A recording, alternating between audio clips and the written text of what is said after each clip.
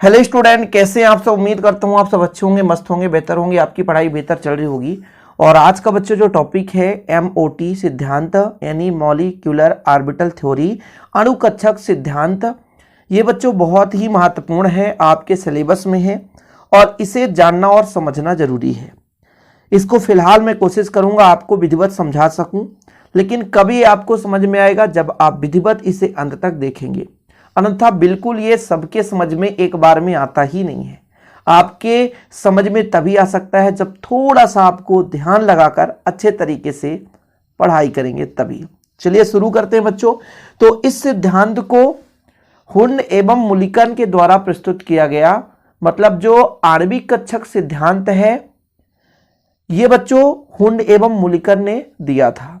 इसके पहले आप बैलेंस बॉन्ड थ्योरी भी देखा है, VSEPR सिद्धांत भी हमने पढ़ाया है, और आज के इस लेक्चर में MOT थ्योरी देखोगे जो कि काफी महत्वपूर्ण है। इस थ्योरी के माध्यम से चुंबकीय अनुचुंबकीय गुणों के लक्षण के बारे में व्याख्या की जाती है। जैसे हमारा VSEPR सिद्धांत जो था वो चुंबकीय गुण के बारे में व्याख्या नहीं दे पाया था, यानी चुंबकत्व के बारे में वो स्पष्ट रूप से पुष्टि नहीं हो पा रही थी उससे। लेकिन इस सिद्धांत के माध्यम से चुंबकीय गुण, अनुचुंबकीय गुण या चुंबकत्व का गुण है या नहीं, उसके बारे में इस सिद्धांत के माध्यम से पुष्टि हो जाती है। तो चलिए शुरू करते हैं बच्चों। इस सिद्धांत के अनुसार कि जब दो परमाणविक कक्षक संयुक्त होकर के जो कक्षक बनाते हैं उन्हें आणविक कक्षक कहा जाता है। अब इसको हम थोड़ा सा बारीक से समझाएंगे तभी आपको समझ में आएगा, अन्यथा आप सोचेंगे कि एक लाइन में तो इम्पॉसिबल है बच्चों। ठीक देखो, कोई भी परमाणु है, परमाणु नाभिक में धनावेश होता है, सबको पता है। इलेक्ट्रॉन चारों ओर चक्कर लगाते हैं और जब परमाणु आपस में मिलते हैं तो अणु का निर्माण करते हैं। जैसे यहाँ पे हाइड्रोजन है और ये दूसरा हाइड्रोजन है, जब आपस में मिलता है बच्चों तो H2 का निर्माण करता है।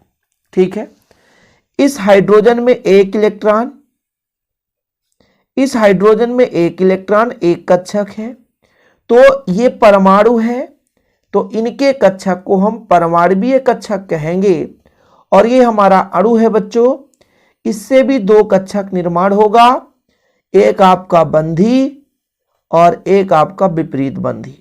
बिल्कुल चिंता ना करें, थोड़ा सा सब्र करें तभी समझ में आएगा कि किस प्रकार से सिद्धांत को समझते हैं। अभी फिलहाल हमने कहा हाइड्रोजन का एक परमाणविक कक्षक, इस हाइड्रोजन का एक परमाणविक कक्षक आपस में मिलकर के दो नए कक्षक का निर्माण करते हैं। चूंकि इससे अणु बना है इसलिए इनके कक्षकों को हम आणविक कक्षक कहते हैं। तो भाई साहब जो हमारे हुंड और मुलिकन साहब थे, इन्होंने बताया कि बंध बनाने वाले परमाणुओं के जो परमाणविक कक्षक है जब ये संयुक्त होते हैं तो आणविक कक्षक का निर्माण करते हैं। क्या करते हैं बच्चों? आणविक कक्षक का निर्माण करते हैं। ये जो इलेक्ट्रॉन है ये तरंग के रूप में कंपन करते हैं, तरंग के रूप में संचरित होते हैं, ऐसा माना जाता है। इलेक्ट्रॉन चारों ओर चक्कर लगाते हैं तो ऐसा माना जाता है कि इलेक्ट्रॉन तरंग के रूप में कंपन कर रही है। इसको हम यदि इस प्रकार से मान लें कि बच्चों यदि मैं कहूं कि यहां पे एक इलेक्ट्रॉन इस प्रकार से कंपन करा, दूसरा इलेक्ट्रॉन भी इस प्रकार से कंपन करा, ऊपर को प्लस नीचे माइनस, ऊपर को प्लस माइनस, ऐसा मानकर चलता हूं। और जब ये आपस में मिलते हैं तो प्लस प्लस से मिल जाए बच्चों और माइनस माइनस से मिल जाएगा, तो कुछ इस प्रकार से नए तरंग का निर्माण होगा। तो प्लस प्लस से तो ये बढ़ जाएगा और माइनस माइनस से तो ये बढ़ जाएगा। समझ रहे हैं?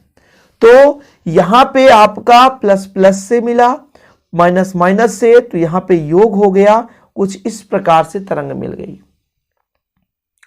इसी को कहते हैं बच्चों बंधी इलेक्ट्रॉन। हमने यहां पर दो बनाया है, बंधी इलेक्ट्रॉन। यहां पे जो प्लस प्लस से जुड़ा तरंग और माइनस माइनस से जुड़ा, तो जो भी इलेक्ट्रॉन होंगे वो बंधी इलेक्ट्रॉन कहलाएंगे। ठीक है, इसके विपरीत क्रम में यदि कहा जाए कि प्लस माइनस से मिल गया, कि एक तरंग कुछ इस प्रकार से था बच्चों, एक तरंग कुछ इस प्रकार से था, दूसरा तरंग कुछ इस प्रकार से था।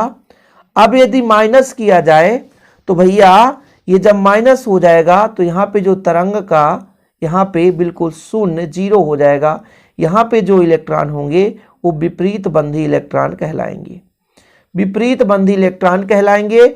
इनकी ऊर्जा उच्च होती है, ऊर्जा उच्च होती है बच्चों, यहाँ पर आप उच्च लिख लो, और इनकी ऊर्जा निम्न होती है, निम्न होती है। थोड़ा समझने की कोशिश करेंगे, एक एक स्टेप में आपको समझा रहा हूं कि दो इलेक्ट्रॉन कुछ इस प्रकार से तरंग के रूप में कंपन करते हैं। तो भाई इनके मिलने के चांसेस क्या हैं? या तो सुरंग से मिल जाए, गर्त से मिल जाए तो ये बढ़ जाएगा, है ना। ये बंधी इलेक्ट्रॉनों की संख्या होगी, कितने बंधी इलेक्ट्रॉन है वो हम आगे समझाएंगे। या एक कंडीशन ऐसा हो जाए, ये जो सुरंग है वो गर्त से मिल जाए और गर्त सुरंग से, तो भैया खत्म कहानी, माइनस हो गया कुल मिलाकर के। तो यहां पर तरंग बिल्कुल निम्नतम प्राप्त हो रहा है। इनमें जो इलेक्ट्रॉन होंगे वो उच्च ऊर्जा युक्त होंगे और इन्हें विपरीत बंधी इलेक्ट्रॉन संख्या कहते हैं। क्या बोलते हैं? विपरीत बंधी इलेक्ट्रॉन संख्या। तो यहां पर अभी फिलहाल आपने इतना तो सीख ही लिया कि जितने परमाणविक कक्षक है बच्चों, आपस में जब संयोग करते हैं तो आणविक कक्षक का निर्माण करते हैं। जैसे यहाँ पे एक परमाणविक कक्षक, यहाँ से परमाणविक कक्षक, जब संयोग किए तो एक आणविक कक्षक का निर्माण किए। हो सकता है ये दो प्रकार संयोग हो सकता है, सुरंग से, गर्त से, या इसके विपरीत सुरंग गर्त से, गर्त सुरंग से। तो ये दो प्रकार की कक्षक भैया जब समान आपस में अतिव्यापन होंगे, मिलेंगे, जुड़ेंगे, संयोग करेंगे, सुरंग से, गर्त से, यानी दो तरंग जब समान कला में कंपन करती है, इनको हम व्यतिकरण में समझाए थे कि भाई ये संपोषी व्यतिकरण कहलाता है ना। ये संपोषी बच्चों, ये विनाशी कहलाता है। ऐसा नहीं है कि इलेक्ट्रॉन यहाँ पर है नहीं, इलेक्ट्रॉन है, लेकिन जब आपस में संयोग करते हैं उनकी बात कर रहे हैं बच्चों। ठीक है, चीजें क्लियर है। चलो दूसरे नंबर में देखो, केवल संयोजकता कक्ष के परमाणविक कक्षकों से बने आणविक कक्षक ही बंध निर्माण में भाग लेते हैं। अन्य परमाणविक कक्षकों से निर्मित आणविक कक्षक अबंधी आणविक कक्षक कहलाते हैं। कुल मिलाकर के इतना ये बात हुआ, केवल संयोजकता कक्ष के परमाणविक कक्षक मतलब बाह्यतम कोश में जो रासायनिक अभिक्रिया में भाग ले रहे हैं उनके ही कक्षक आपस में बंध का निर्माण करते हैं। ठीक, चलो तीसरा नंबर देखो, आणविक कक्षकों की संख्या संयुक्त होने वाले परमाणविक कक्षकों की संख्या के बराबर होती है। मैंने आपको पहले भी बताया था कि भाई साहब दो परमाणविक कक्षक आपस में संयोग करते हैं तो आणविक कक्षक का निर्माण करते हैं। अब इसमें यह भी बताया गया कि संयोजकता कोश में जितने परमाणविक कक्षक होंगे वही बंध का निर्माण करेंगे, ऐसा नहीं है कि और एक्स्ट्रा कोई आकर बंध का निर्माण करे। तीसरे नंबर में बोला गया कि जितने ये परमाणविक कक्षक आपस में भाग लेंगे उतने ही आणविक कक्षक का निर्माण होगा। समझ रहे ना, यानी आणविक कक्षकों की जो संख्या है, ये आणविक कक्षक है। H2 का अणु हम एक को लेकर चल रहे हैं ताकि आपको समझा सकें अच्छे तरीके से। H2 है बच्चों, हम पूरा थोड़ा सा विधिवत समझाएंगे, बिल्कुल चिंता ना करना, है ना। तो H2 है, इसमें दो आपके पास परमाणविक आणविक कक्षक है। ठीक है, जिस प्रकार से परमाणुओं के पास क्या होता है परमाणविक कक्षक, उसी प्रकार से अणुओं के पास आणविक कक्षक होता है। तो तीसरे नंबर में ये बताया गया कि भाई साहब जितने हमारे पास ये आणविक कक्षक हैं वो उनकी संख्या परमाणविक कक्षक के बराबर होता है। यदि दो परमाणविक कक्षक हैं तो दो ही आणविक कक्षक का निर्माण होंगे। ठीक है, जिसमें से आधे आणविक कक्षक बंधी और आधे विपरीत बंधी होते हैं।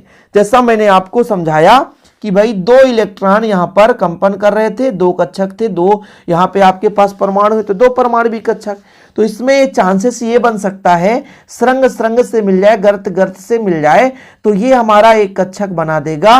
और दूसरा चांसेस ऐसा भी हो सकता है कि सुरंग सुरंग से तो माइनस हो जाएगा, यानी प्लस प्लस से माइनस, माइनस माइनस से माइनस का मतलब एक दूसरे को नष्ट कर दे। उस स्थिति में भी एक कक्षक का निर्माण होता है। इसे हम बंधी कक्षक कहते हैं। क्या बोलते हैं? बंधी कक्षक कहते हैं बच्चों। और इसे हम विपरीत बंधी कक्षक कहते हैं। क्या? विपरीत बंधी कक्षक कहते हैं। समझ में आ गया बात? इतना क्लियर है? चलो अगला नंबर देखो, आणविक कक्षक निर्माण के पश्चात बंध बनाने वाले परमाणुओं के इलेक्ट्रॉन आणविक कक्षकों के विपरीत कर दिए जाते हैं। क्या बोला गया?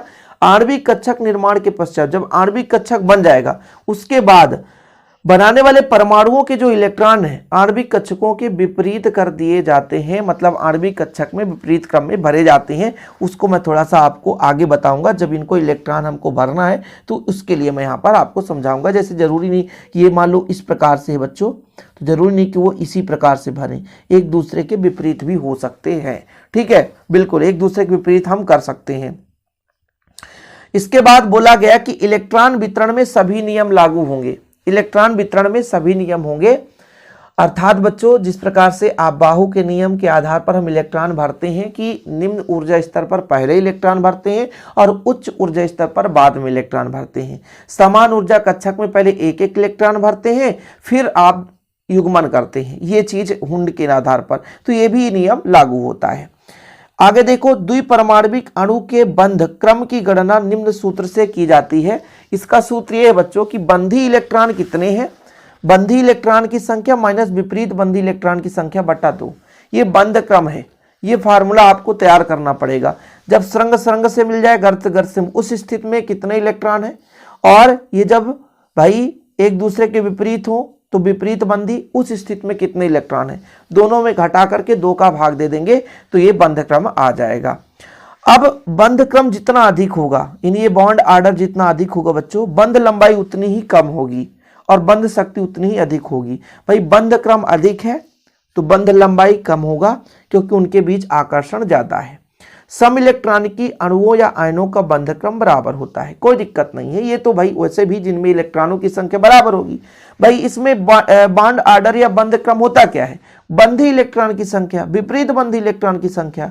अब जब ये भी बताया गया है कि जितने बंधी इलेक्ट्रॉन होंगे कक्षक, उतने विपरीत बंधी इलेक्ट्रॉन के कक्षक होंगे, ये सिंपल है। यदि 2 हमारे पास अणु हैं, दोनों का इलेक्ट्रॉन समान है तो बंध क्रम भी समान आएगा। ये चीज है बच्चों, इतना क्लियर।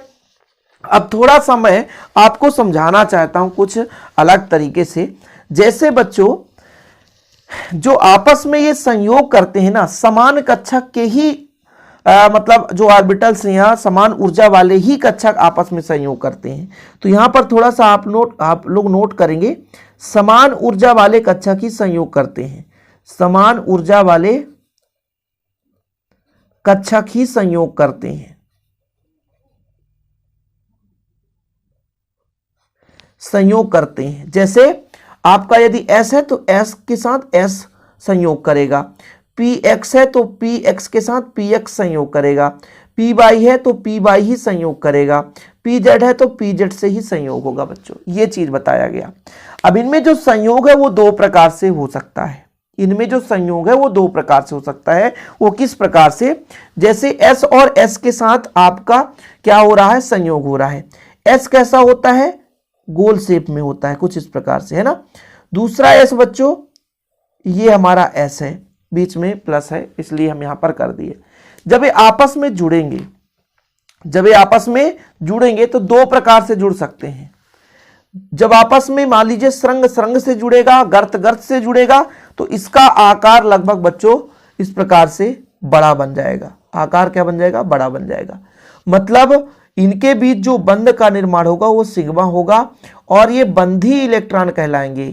भाई मैंने क्या कहा कि ये कुछ इस प्रकार से चल रहा था, इसके इलेक्ट्रॉन, इसका भी इलेक्ट्रॉन कुछ इस प्रकार से जब आपस में मिल गया तो कुछ इस प्रकार से बन गया, तो इसका आकार क्या हो गया, बड़ा हो गया। इसका आकार क्या हो गया, बड़ा हो गया बच्चों। लेकिन इसमें 2 कंडीशन हो सकते हैं। 2 कंडीशन ये हो सकता है कि भाई साहब यदि इनमें अंतर हो जाए, तो दूसरा कंडीशन ये होगा कि भाई दोनों आपस में जुड़ गए, पहले ये 2 अलग अलग थे बाद में जुड़ गए। अब जब ये बच्चों कुछ ऐसा हो अंतर कि भाई एक इधर और एक इधर है ना, एक दूसरे से दुश्मनी है, प्लस वाला इधर माइनस वाला इधर, तो फिर बच्चों यहां पर आप देखेंगे तो जो यहां पे आप 2 क्रम हो सकता है, संयोग 2 प्रकार से हो सकता है। मैंने आपको कहा श्रृंग श्रृंग से, गर्त गर्त से, इस स्थिति में बड़ा आकार बनेगा, ये बिल्कुल आकार बड़ा बन गया। लेकिन अब जब श्रृंग गर्त से, गर्त श्रृंग से एक दूसरे के विपरीत स्थिति में है तो ये थोड़ा सा दूर दूर हो गए, दूर दूर हो गए, तब यहां पे जो इलेक्ट्रॉन होंगे वो विपरीत बंधी होंगे। क्या होंगे बच्चों, विपरीत बंधी इलेक्ट्रॉन होंगे। यहां पे जो इलेक्ट्रॉन होंगे वो बंधी इलेक्ट्रॉन होंगे, आबंधी नहीं कहना, बंधी इलेक्ट्रॉन की बात कर रहा हूं, ठीक है। अब इसी प्रकार से हम यदि px की बात करें कि px हमारा बच्चों कुछ इस प्रकार से होता है ना, ये px है, ये px है, क्या है, px है, एक और px आपस में संयोग करेगा। तो इसमें दो कंडीशन हो सकते हैं। दो कंडीशन कैसे भाई, इनमें जो बंध बनता है सिग्मा बंध बनता है, ध्यान रखिएगा, ये सिग्मा बंध बनेगा और सिग्मा इसको स्टार बोल देंगे। जब भी स्टार मिल जाएगा तो समझ लेना विपरीत बंधी है। तो ये दो प्रकार से होगा। एक तो कंडीशन ऐसा हो सकता है कि जब ये दोनों आपस में मिलेंगे तो भैया दोनों मिल जाएंगे, है ना, योग कर लेंगे, ये दोनों मिल गए। अब ये दोनों मिल गए तो यहां पर भी सिग्मा बंध बना। दो कंडीशन हो सकते हैं ना, कि श्रृंग श्रृंग से मिल जाए, गर्त गर्त से मिल जाए तो आकार बढ़ेगा। लेकिन बच्चों यदि इसमें अंतर हो जाए तो अंतर में क्या करने की कोशिश करेगा, अंतर में दूर जाने की कोशिश करेगा। जैसे मान लो इधर एक हो गया, एक छोटा सा, और भैया ये मिलना नहीं चाहता है, और फिर ये दूसरा, एक दूसरे से दूर जाने की कोशिश। यहाँ माइनस है तो यहाँ मान लो प्लस होगा, यहाँ पे प्लस है मान लो तो ये माइनस होगा। ये चीज होता है बच्चों। तो जब श्रृंग श्रृंग से मिल जाता है तो यहां पे जो आपका सिग्मा होगा वो सिग्मा स्टार होगा, जो विपरीत बंधी होगा, विपरीत बंधी होगा। तो यहां पे कौन सा बना रहा है, सिग्मा बंध बना रहा है। लेकिन जब पी बाई में अतिव्यापन होता है तो कुछ इस प्रकार से होता है, जैसे पी बाई है ना, तो आपका पी बाई कुछ यहां पे मैं कुछ ऐसा बना देता हूं, ये पी बाई है, इसका योग करेंगे पी बाई से, पी बाई से। तो जब योग होगा बच्चों, जब योग होगा तो ये आपस में जुड़ जाएंगे, सीधे जुड़ जाएंगे। जुड़ेंगे कैसे, एक यहां पे दूसरा यहां पे, ठीक है, ये दोनों जुड़ जाएंगे। प्लस का प्लस से संयोग हो जाएगा, माइनस का माइनस से हो जाएगा। कुल मिलाकर यदि यहां से तोड़ें तो कुछ इस प्रकार से आपको नजर आएगा कि एक यहां पे और एक यहां पे, इस प्रकार से, ठीक है। तो ये पूरा प्लस हो गया, ये पूरा माइनस हो गया। तो यहाँ पे जो बंध बना वो केवल, और यहाँ पे जो बंध बना, दो बंध यहाँ पे, इसलिए इसको हम पाई बंध बोलते हैं। पाई बच्चों ये क्या, कौन सा बंध का निर्माण करता है, पाई बॉन्ड का निर्माण करता है। दो कंडीशन था, प्लस प्लस से जुड़ा, माइनस माइनस से जुड़ गया। लेकिन इसके जब विपरीत हम जोड़ दें भाई, मान लो ये प्लस था, ये प्लस था, ये माइनस था, ये माइनस था, इसके विपरीत जब कर दें, विपरीत का मतलब ये होता है कि प्लस माइनस से मिल जाए और माइनस प्लस से मिल जाए। कुछ इस प्रकार से देखिएगा, ये प्लस है, ये माइनस है, ठीक है, कुछ इस प्रकार से प्लस माइनस से और माइनस प्लस से। तब ये इतने में ही संतुष्ट नहीं होता, ये प्लस अलग होने की कोशिश करेगा, ठीक है। और बच्चों ये माइनस, ये लो भाई, और ये लो इधर, और ये वाला इधर चला जाएगा, समझ रहे ना। तो इधर प्लस हो गया, इधर माइनस, और ये प्लस है, इधर ये माइनस। तो भाई इस प्रकार से ये दूर जाने की कोशिश करेंगे। देखो जरा, जब प्लस प्लस से मिल गया, मैंने कहा कि इलेक्ट्रॉन तरंग के रूप में कंपन करते हैं, आगे की ओर चलती हैं, तो प्लस प्लस से मिल गई। उस स्थिति में बच्चों यहाँ पे जो है ये बंधी इलेक्ट्रॉन है, यहाँ पे जो इलेक्ट्रॉन बनेगा बंधी इलेक्ट्रॉन, यानी पी बाई, ठीक है, और यहां पर पी बाई स्टार हो जाएगा। यहां पर विपरीत बंधी, क्या हो जाएगा, विपरीत बंधी हो जाएगा, ठीक है। ये चीज है, कोई दिक्कत तो नहीं है, यहां तक सब समझ में आ गया होगा। उम्मीद करता हूं भाई साहब कि इतना तो क्लियर है यार, क्योंकि एक एक स्टेप कोशिश कर रहा हूं समझाने के लिए। तो जब श्रृंग श्रृंग से मिले, गर्त गर्त से मिले, तो आपका बनता है बंधी इलेक्ट्रॉन। और जब प्लस माइनस से, माइनस प्लस से हो जाए बच्चों, तो वो आपका विपरीत बंधी कहलाता है, एंटी बॉन्डिंग कहते हैं उसे। पहला बॉन्डिंग MO और आपका एंटी बॉन्डिंग AMO।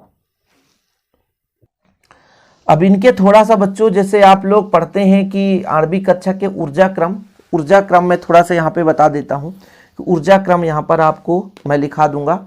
8वीं कक्षकों के ऊर्जा क्रम यहाँ पर लिखा दूं, अलग से मैं लिखा देता हूँ थोड़ा सा, कैसे 8वीं कक्षा के ऊर्जा क्रम। सबसे पहले इलेक्ट्रॉन कहाँ भरा जाएगा, S में, है ना, 1s में, 1s। और S कौन सा बंध बनाता है, सिग्मा बॉन्ड बनाता है, सबको पता है। हमने आपको बताया था बच्चों कि पहले हम बंधी इलेक्ट्रॉन बात करते हैं, फिर बंधी के अपोजिट में विपरीत बंधी, तो सिग्मा स्टार हो जाएगा, 1s हो जाएगा। कोई दिक्कत तो नहीं, यहां तक क्लियर है। 1s के बाद बच्चों इलेक्ट्रॉन कहां जाता है, 2s में। s हमेशा सिग्मा बॉन्ड ही बनाता है, ठीक है।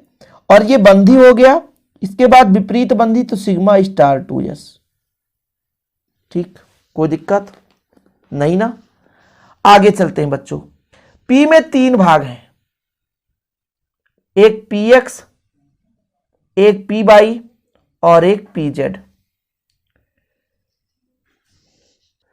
तो एक चीज मैं यहां पर, जैसे मैंने आपको थोड़ा सा बताया था, इसके लिए मैं माफी चाहता हूं। ये जो x है ना, ये आपका z वाला अक्ष इस प्रकार से क्रिया करता है।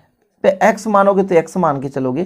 3 कक्षक हैं बच्चों p में, ठीक है। ये px, p बाई pz। तो ये जो z वाला है वो सिग्मा बंध बनाता है, जबकि ये दोनों पाई बंध बनाते हैं, ठीक, पाई बंध बनाते हैं, ठीक है। तो यहां पर यदि हम बात करेंगे, p में बात करेंगे, तो p में 3 कक्षक हैं।